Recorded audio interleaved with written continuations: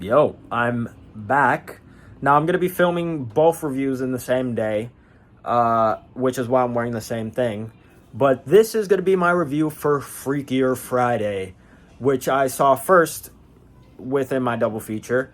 It stars Lindsay Lohan, Jamie Lee Curtis, obviously, Laurie Strode from Halloween, uh, Lindsay Lohan from The Parent Trap and Mean Girls. I feel like those are her two biggest roles.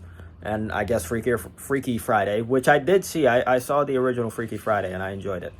So going into this time it's her and Jamie Lee swapping places with Lindsay Lohan's daughter and her new soon-to-be stepsister.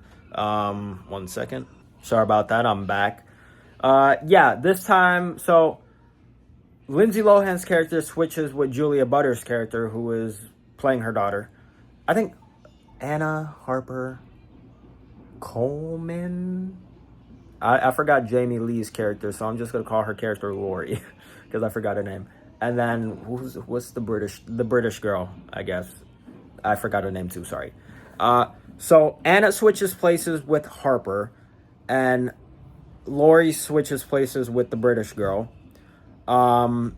Essentially, Harper and the British girl, they don't get along, but Anna and the British girl's father, they like each other. They want to get married. So essentially, Harper and the British girl try to break them apart. And there's a lot of shenanigans, just like in the first one. They try to be themselves. I will say that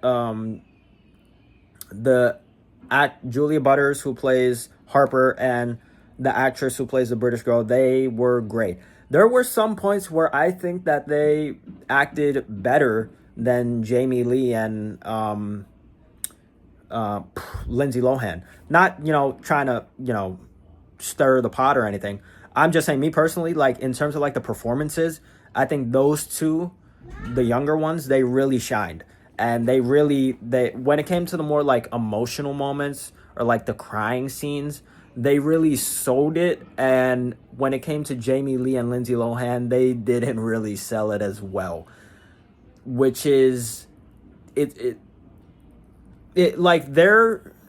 those two, Lindsay Lohan and Jamie Lee Curtis, like, if I had to give a criticism, a slight negative, is that when it came to the emotional stuff, their performance was a little weak. And I feel like they got outshined and outacted by their younger counterparts. But that's just my opinion. But I not saying they were bad in the movie. They were great. But some of the more serious moments it took me out a little bit. You feel me? Like, let me try to break this down. It's like you're watching someone this was like a situation. You guys some of you probably saw Hurry Up Tomorrow with Jenna Ortega and The Weeknd.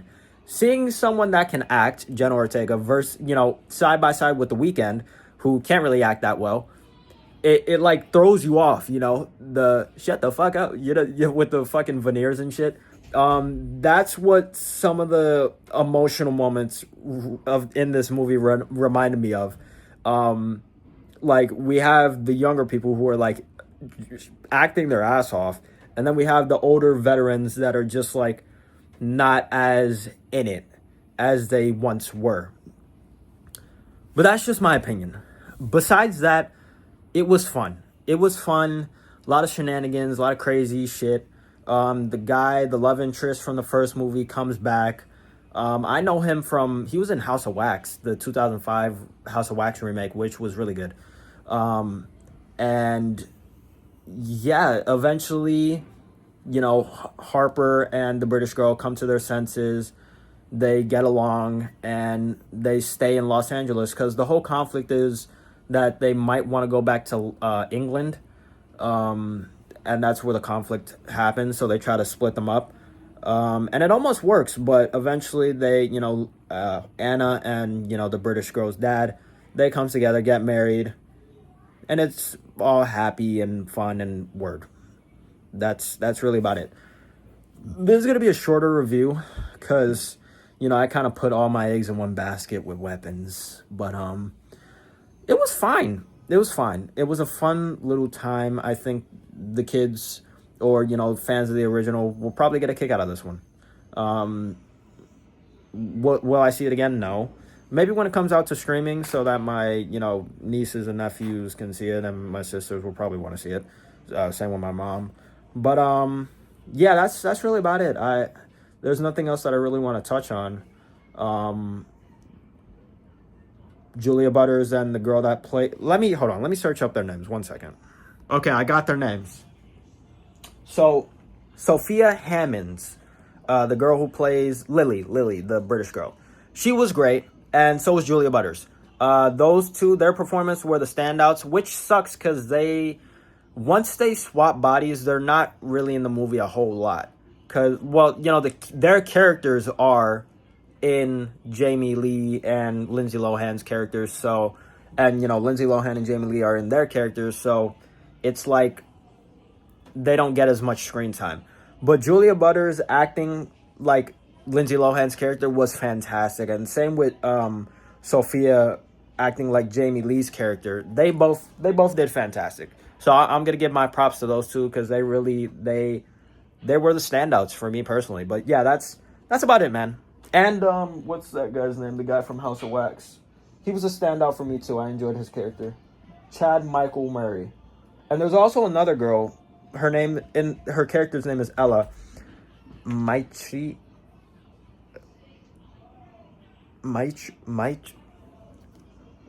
This girl. I don't want to butcher her name. She was fun as well. Her, Julia, and Sophia, and Chad, they were the standouts for me. They were my favorites. And that's it, man. This has been my quick review for Freakier Friday. Let me know what you guys think. Word. I'm the Hero Light Legend, Tyree Figueroa, signing out. Peace.